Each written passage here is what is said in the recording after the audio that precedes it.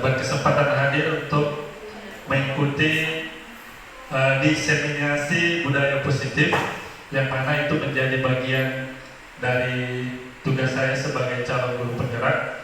Diseminasi artinya bahwa adanya penyebaran pemahaman tentang budaya positif, terutama di lingkungan sekolah kita, Bapak Ibu. Jadi dengan itu mungkin saya selaku CGB ingin berbagi praktik baik. Mudah-mudahan tentunya sedikit banyak bisa menambah pengetahuan kita tentunya, dan bisa kita aplikasikan bersama-sama di sekolah kita nantinya, Bapak Ibu. Selanjutnya keyakinan kelas. Kelasnya di pendidikan guru penggerak itu, pemahaman yang pertama yang didapatkan itu adalah setiap kegiatan itu kita membuat keyakinan kelas terhadap peserta didik kita. Sama seperti sekarang ini, misalnya kita membuat keyakinan kelas, setiap peserta memiliki kesempatan untuk bertanya, berpartisipasi penuh secara aktif, mengikuti kelas diskusi dengan tertib, mengangkat tangan bila ingin berpendapat, saling menghargai dan menghormati pendapat orang lain. Nah, keyakinan kelas ini juga bisa kita buat nantinya pada saat sebelum pembelajaran. Jadi antara kita dengan peserta didik itu ada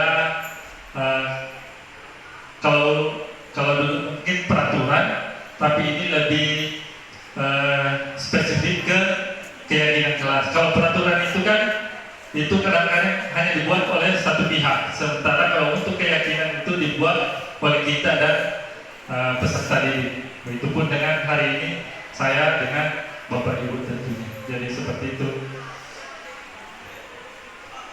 Apa itu budaya positif? Mungkin Bapak Ibu pastinya juga sudah memahami bahwa budaya positif itu tentunya salah satu hal yang wajib kita terapkan di sekolah untuk bagaimana peserta didik kita bisa lebih baik tentunya, Bapak Ibu.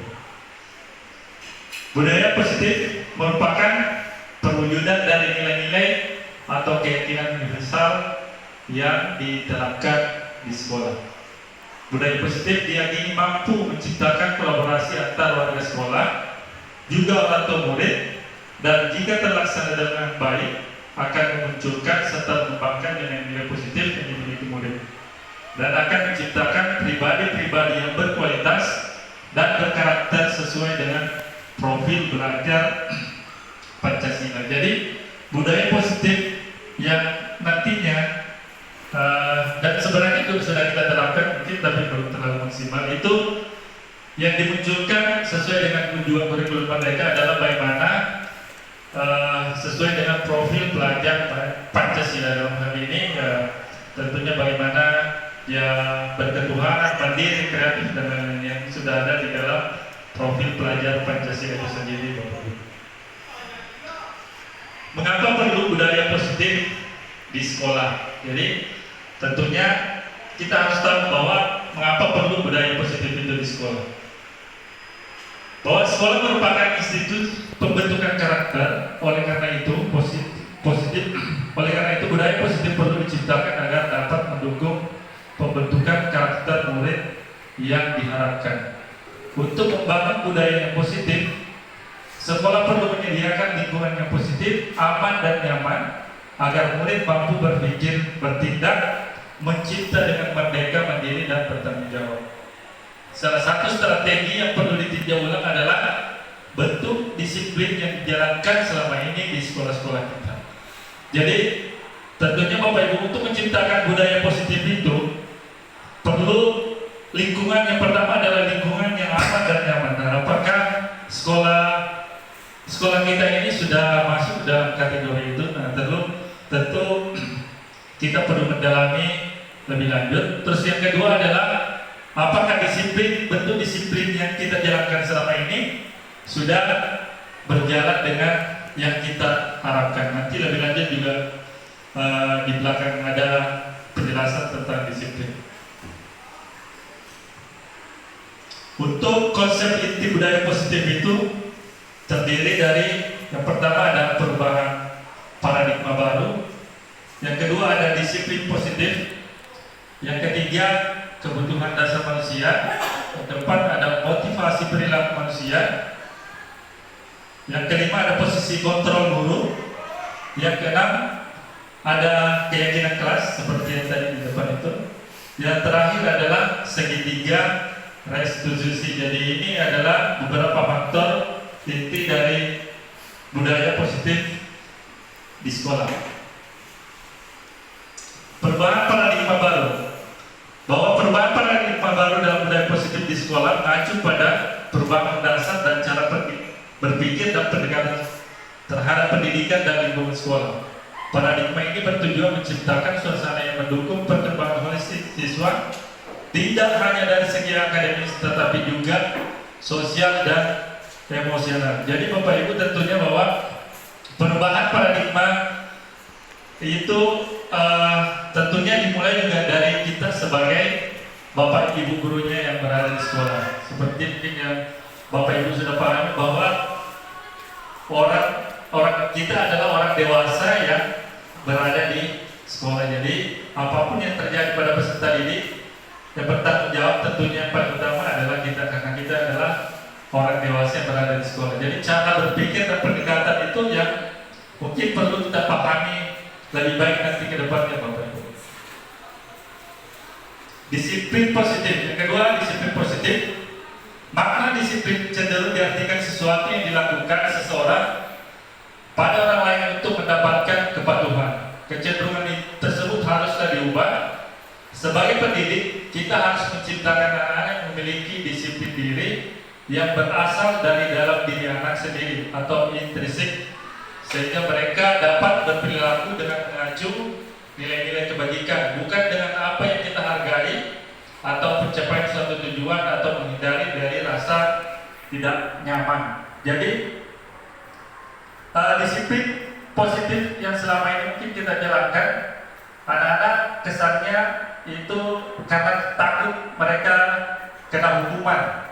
Itu rata-rata anak-anak melakukan disiplin itu bukan motivasi dari dalam diri atau yang dikenal motivasi intrinsiknya. Jadi bagaimana kita sebagai Bapak Ibu gurunya membangkitkan motivasi internal itu, bukan motivasi eksternalnya, sehingga tidak setiap hari mungkin kita harus teriaki atau kita memberikan hukuman Bapak Ibu. Yang ketiga, kebutuhan dasar manusia. Jadi dasar tindakan peserta didik itu juga sebenarnya didasari oleh 5 faktor ini Bapak Ibu. Yang pertama adalah bertahan hidup. Itu meliputi bagaimana makanan, pakaian, tempat tinggal, keamanan dan kesehatan. Kadang-kadang anak-anak mungkin sebagai contoh beberapa ada yang mengambil makanan temannya, karena mungkin bisa saja kalau kita telusuri, mungkin bisa saja anak-anak ini sarapan di rumah atau bagaimana, sehingga dia mengambil makanan temannya karena ada faktor rasa lapar dan sebagainya. Kasih sayang dan rasa diterima dipedulikan, berbagi, kerjasama menjadi bagian dalam kelompok. Yang ketiga itu adalah penguasaan. Dalam hal ini harga diri, keinginan untuk dianggap memimpin, berprestasi, diakui dan didengar. Jadi kadang-kadang anak bertindak itu merasa kayak dia ingin bahwa dia merasa paling hebat atau apa, nah itu salah satu bentuk karena ingin dianggap Bapak Ibu. Terus kemudian kebebasan, itu mandiri, memiliki pilihan, mencoba hal baru, mampu mengendalikan arah dirinya. Kesenangan, yaitu bermain, humor, antusiasme dan tertawa. Jadi mungkin itu beberapa faktor yang mempengaruhi kebutuhan dasar atau perilaku tindakan dari peserta kita. Yang keempat, motivasi perilaku manusia. Jadi ada beberapa faktor juga yang mempengaruhi atau motivasinya. Yang pertama, untuk menghindari ketidaknyamanan atau hukuman. Jadi kadang-kadang peserta didik kita bertindak itu karena untuk menghindari ketidaknyamanan atau hukuman. Mungkin pertanyaan yang muncul, apa yang akan terjadi apabila saya tidak melakukannya? Jadi itu dia melakukan itu karena semata-mata ingin menghindari hukuman saja. Yang kedua, untuk mendapatkan imbalan atau penghargaan dari orang lain atau bapak ibu gurunya. Pertanyaan yang muncul, apa yang saya dapatkan bila saya melakukannya? Kadang-kadang juga ada melakukan itu karena ya tentu saja karena ingin mendapatkan sesuatu dari apa yang dilakukannya tersebut. Itu termasuk dari motivasi semua eksternal ya Bapak.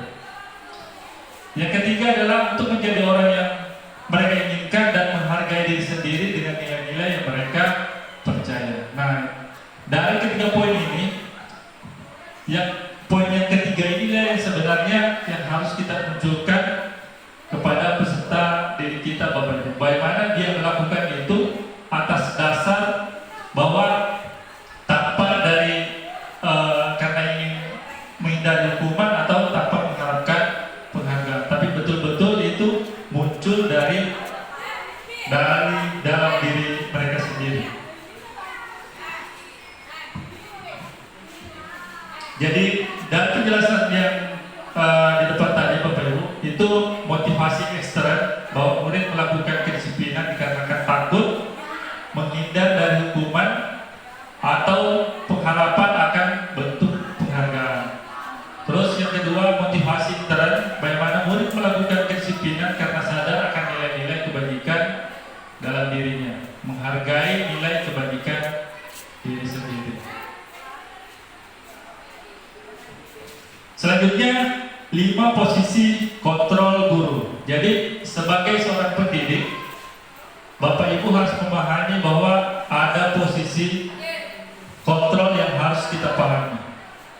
Yang pertama itu adalah penghukum. Yang kedua ada pembuat merasa bersalah. Yang ketiga ada teman. Yang keempat posisi pemantau. Yang kelima ada sebagai manajer. Nah, dari 5 posisi kontrol itu kira-kira Ibu, Bapak Ibu biasanya paling banyak berada di posisi mana?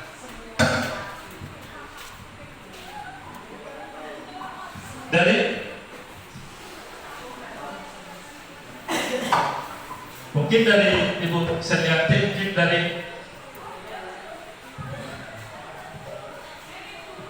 di antara kelima posisi ini kayaknya saya berada di posisi pemantau.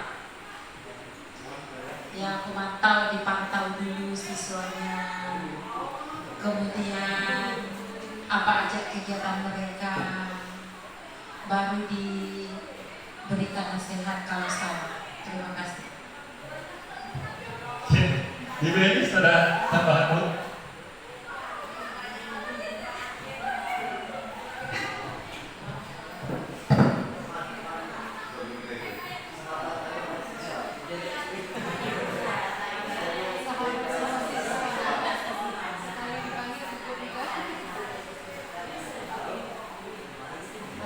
Kalau saya tergantung terhadap situasi yang dihadapi.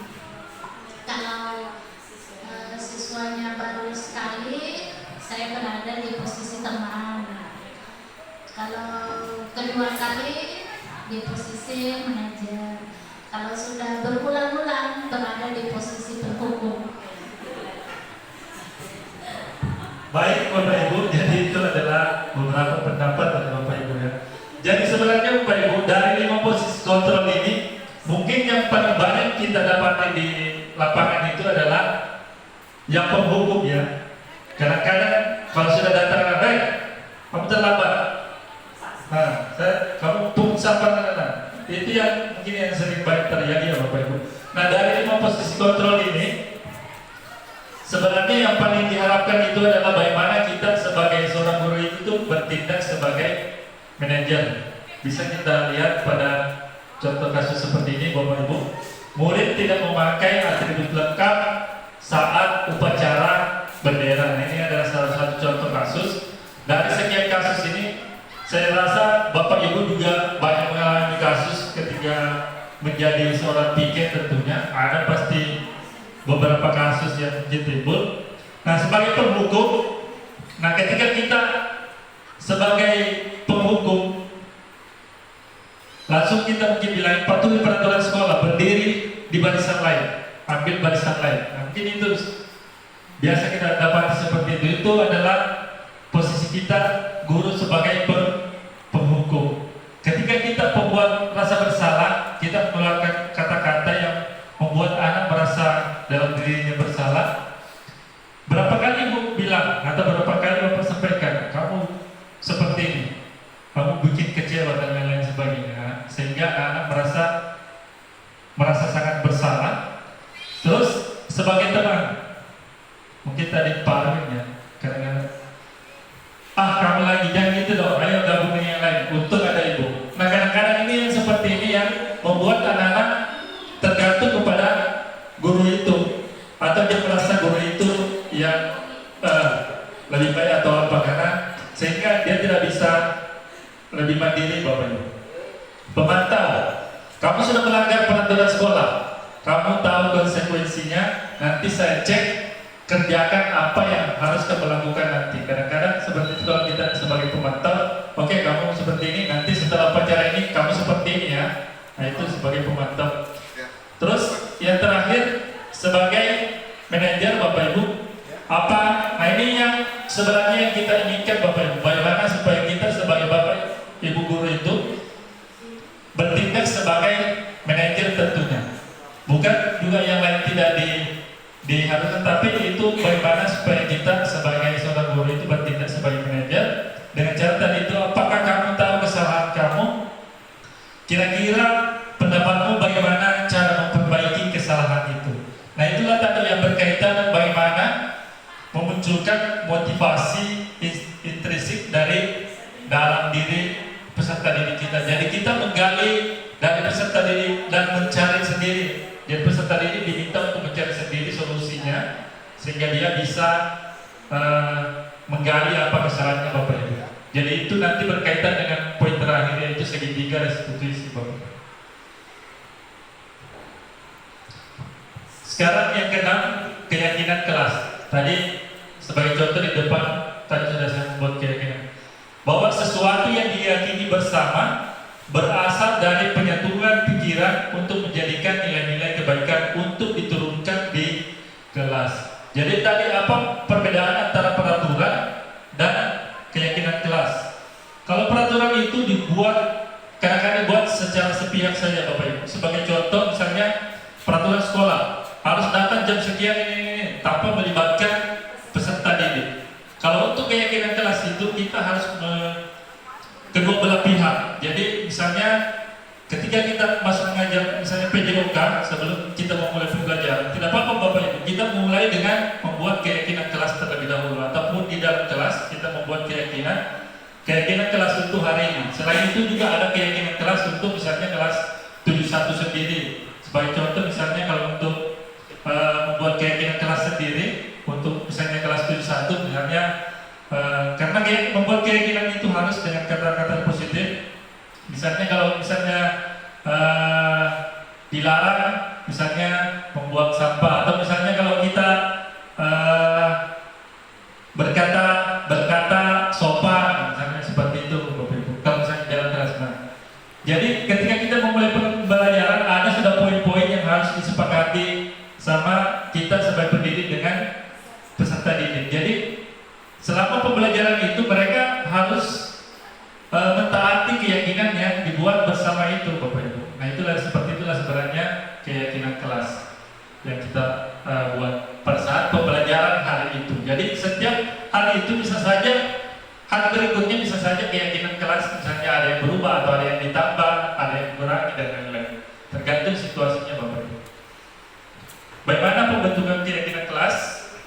Itu lebih abstrak dari peraturan, sedikit saja agar mudah diingat. Berupaya pernyataan yang universal, artinya tidak secara umum, tidak berlatar suku, agama dan lain-lain, sesuai dengan kondisi kelas agar mudah diterapkan, dibuat dalam bentuk positif, semua warga kelas ikut serta terlibat dalam pembuatan keyakinan kelas. Konsep disiplin dengan pendekatan restitusi, sebuah cara menanamkan disiplin pada murid. Jadi nanti kita akan bahas ini Bapak Ibu, pendekatan. Apa itu restitusi? Restitusi adalah proses menciptakan kondisi bagi murid untuk memperbaiki kesalahan mereka sehingga mereka bisa kembali kepada kelompok mereka dengan karakter yang lebih kuat. Jadi Bapak Ibu, dalam pengambilan keputusan terhadap peserta didik itu, atau dalam istilahnya mungkin ketika peserta didik melakukan kesalahan, ada 3 bagian, ada hukuman, ada konsekuensi, dan ada restitusi. Kalau hukuman, langsung kita kasih hukuman, sehingga itu mungkin bisa menimbulkan rasa dendam atau mungkin rasa tidak enak kepada peserta didik. Terus kemudian kalau konsekuensi itu bisa positif, bisa juga negatif. Terus yang ini restitusi inilah yang sebenarnya disarankan kita sebagai pendidik untuk mengambil langkah ini, bagaimana kesalahan dari peserta didik itu kita bisa mulai dari mengetahui apa sebabnya dan mencari jalan keluar secara bersama, Bapak Ibu. Ciri-ciri restitusi yang pertama, menguatkan pada fokus pada solusi, fokus pada karakter bukan pada tindakan. Jadi ketika mereka berbuat, bukan hukuman yang langsung diberikan. Terus bukan menebus kesalahan, tapi belajar dari kesalahan. Mencari kebutuhan dasar yang mendasari tindakan, tawaran bukan paksaan. Memperbaiki hubungan, menuntut untuk melihat ke dalam diri. Jadi ketika peserta didik melakukan kesalahan, bagaimana supaya kita mencari apa yang mendasari tindakan itu dan mencari jalan keluar secara bersama-sama. Ini yang dinamakan segitiga restitusi, Bapak Ibu. Jadi yang pertama ada namanya menstabilkan identitas. Artinya ketika peserta didik melakukan kesalahan, kita panggil beberapa pertanyaan yang mungkin muncul Bapak Ibu, bahwa pertama, setiap orang pasti pernah melakukan kesalahan. Pastinya bagaimana dulu emosional kondisi psikologis anak ini kita stabilkan dulu. Kita stabilkan dulu dengan beberapa pertanyaan mendasar seperti itu, Bapak. Kamu bukan satu-satunya yang pernah melakukan ini. Terus yang kedua, validasi tindakan yang salah. Beberapa pertanyaan yang muncul, kamu tentu punya alasan mengapa melakukan itu. Terus yang kedua, adakah cara yang lebih efektif untuk mendapatkan apa yang kamu butuhkan? Terakhir, Bapak Ibu, itu menanyakan keyakinan. Nah, tadi misalnya kalau sudah sebelum-sebelumnya kita sudah membuat keyakinan, kita bisa menanyakan keyakinan apa, keyakinan kelas apa yang telah kita sepakati. Kamu ingin menjadi orang yang seperti apa? Jadi pertanyaan-pertanyaan itu kita munculkan kepada peserta didik, artinya mereka termotivasi atau mencari jalan keluar sendiri dari apa permasalahan yang mereka buat. Seperti itu yang dimaksud segitiga restitusi, Bapak Ibu. Jadi 3 tahapan: menstabilkan identitas, validasi tindakan yang salah, menanyakan keyakinan, terakhir menanyakan keyakinan. Nah, contoh kasus Bapak Ibu, murid datang terlambat ke sekolah misalnya. Kalau hukuman itu murid disuruh berdiri di depan kelas, murid dimarah-marahi, murid misalnya disuruh menulis saya tidak akan terlambat lagi hanya 1000 kali misalnya, atau 100 kali misalnya, Bapak Ibu. Nah, mungkin seperti itu yang sering atau yang biasa kita lakukan. Hal seperti ini sedikit banyak pasti akan membuat emosi peserta didik tidak stabil atau menimbulkan rasa dendam atau dan lain hal sebagainya, Bapak Ibu. Terus yang kedua adalah konsekuensi. Guru memberikan konsekuensi berada di dalam kelas misalnya selama jam istirahat. Jadi ketika anak berbuat kamu seperti ini, konsekuensinya begini. Yang terakhir adalah restitusi. Jadi ketika anak-anak datang terlambat ini, nah kita menanyakan keyakinan kelas yang telah disepakati itu Bapak Ibu untuk membantu menyelesaikan masalahnya. Terus kemudian melalui beberapa pertanyaan yang telah kita buat itu bagaimana supaya mereka kita tanya dan apa sebabnya. Nanti juga ada contoh videonya Bapak Ibu. Itu hanya contoh video sebentar.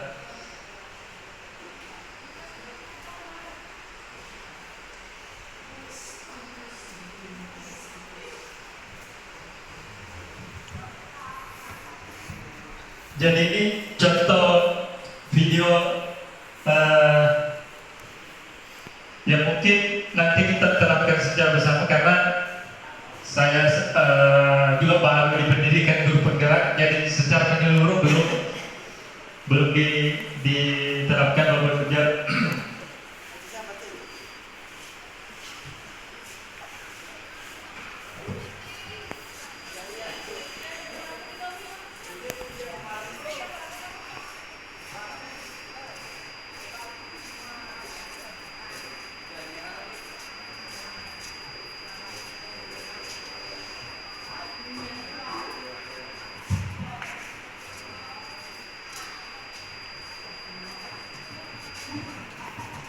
Ini contoh kasusnya. Tirta terlambat, selalu datang terlambat pada saat jam pelajaran PJOK.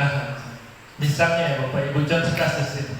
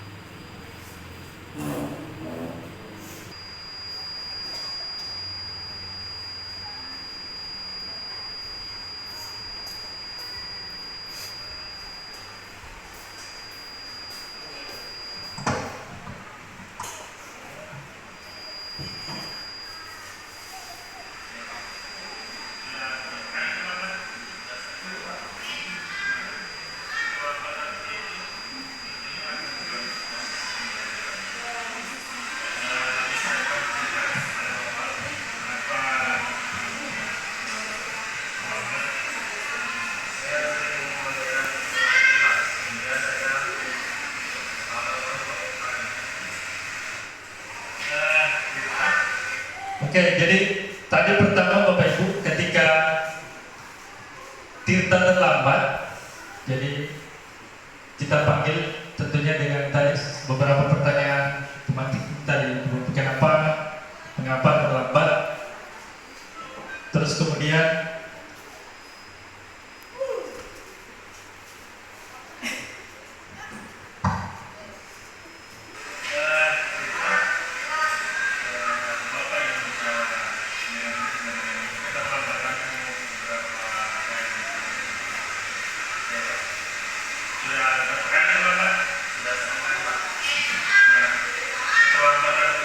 jadi pada tahap kita menanyakan beberapa karakter lambat itu baru kita namanya menstabilkan identitas Bapak Ibu.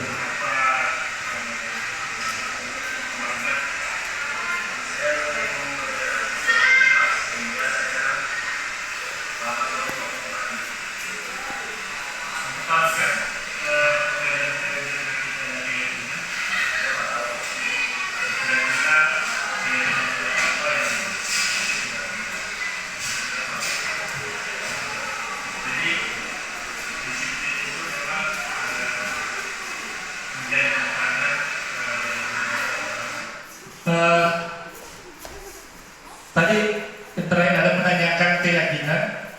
Sebelumnya di kelas PJOK itu salah satu keyakinan yang dibuat adalah bagaimana peserta didik bisa lebih menepati waktu, dalam hal ini disiplin.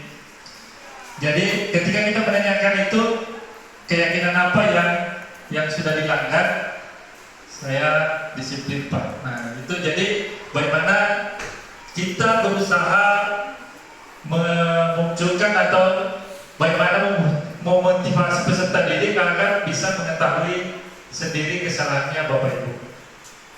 Terus kemudian terakhir tentunya setelah tahu bahwa apa yang dilanggar, bagaimana solusinya, kita menyiapkan sendiri kira-kira solusi apa sehingga supaya tidak terlambat lagi. Nah dari video ini contoh misalnya bahwa kita bisa bangun lebih pagi, terus malam tidak begadang. Nah seperti itu mungkin Bapak. Jadi demikian Bapak Ibu untuk destinasi positif, dan saya sebagai guru penggerak tentunya Bapak Ibu mudah-mudahan apa yang saya sampaikan sedikit banyak ini bisa menambah pengetahuan Bapak Ibu, dan bagaimana tentunya kita di sini bisa kedepannya lebih baik di dalam menuntut dan mengajari peserta didik kita untuk menjadi lebih baik Bapak Ibu. Tadi saya membuat karena membuat door prize ya Bapak Ibu. Jadi untuk kehadiran hari ini kita ada door prize-nya mungkin Bapak Ibu. Jadi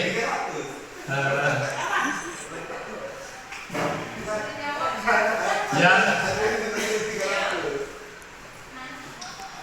sebentar Bapak Ibu. Ini langsung diundi saya. Jadi nanti Bapak Ibu yang keluar namanya berarti dia mendapatkan door prize ya Bapak Ibu ya. Oke. Nah itu pagi harus sport.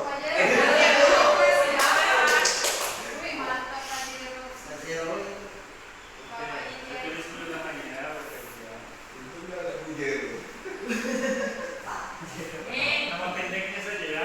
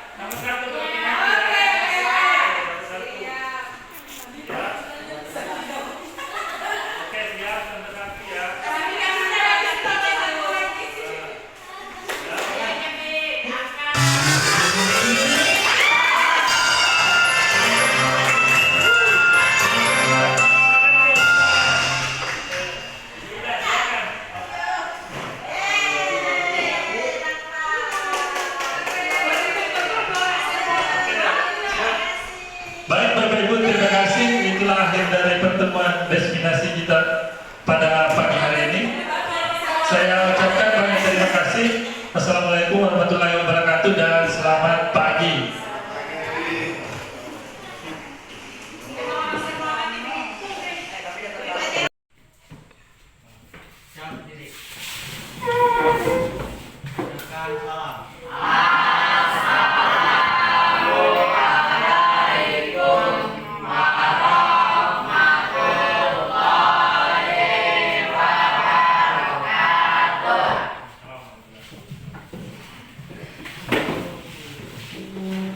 Teman-temanku, sebelum kita belajar, mari kita berdoa. Berdoa mulai.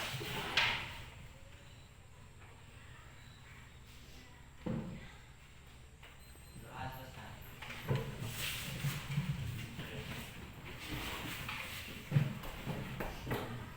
Hari ini ada semua ya. Sehat?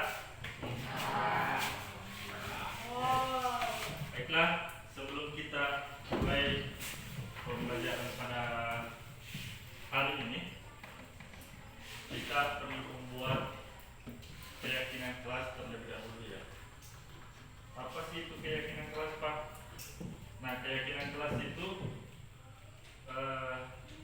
mirip-mirip dengan peraturan. Cuma bedanya kalau peraturan itu dibuat oleh secara sepihak, misalnya dari Bapak saja, tanpa melibatkan kalian. Kalau yang namanya keyakinan kelas itu disepakati oleh Bapak dan oleh kalian. Jadi seperti yang kalian saksikan di layar ya, bahwa keyakinan kelas itu merupakan sesuatu yang diyakini bersama, yang berasal dari penyatuan pikiran untuk menjadi nilai-nilai kebaikan untuk diturunkan di kelas. Jadi kesepakatan itu atau keyakinan itu dibuat supaya kita taati secara bersama demi berlangsungnya pembelajaran secara teratur. Jadi kalau kita sudah sepakat, ya tentunya sebaiknya dijalankan dengan baik. Oke, terus kemudian seperti apa sih membuat keyakinan kelas itu? Nah, yang pertama bahwa untuk membuat keyakinan kelas itu harus lebih abstrak dari peraturan.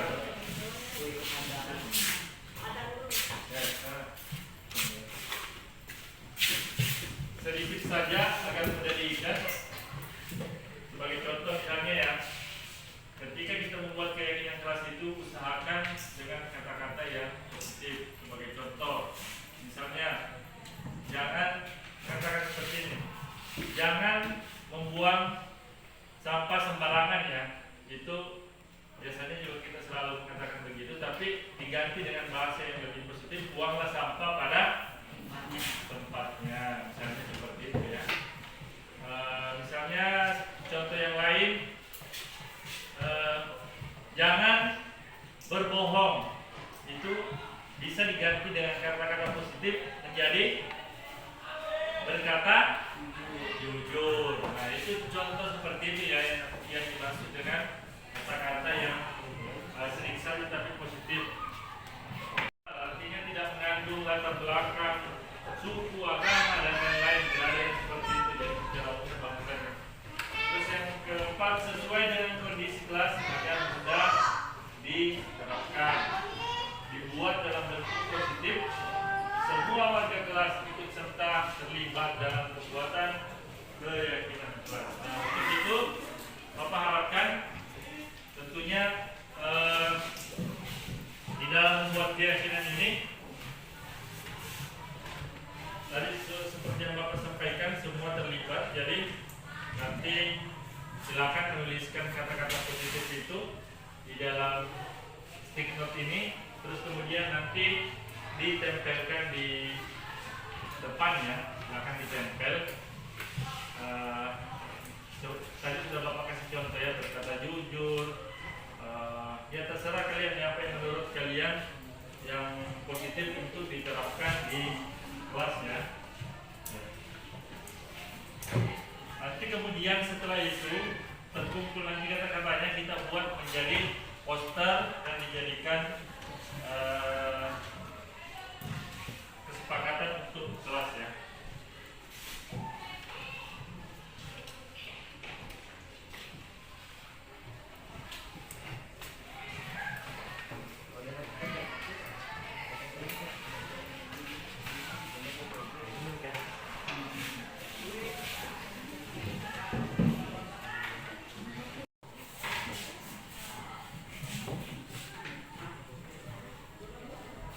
Ya,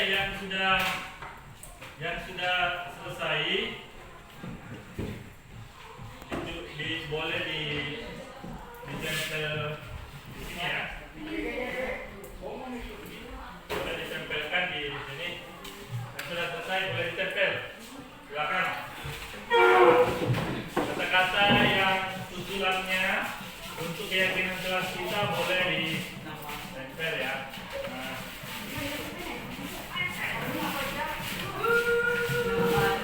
Nah, baik.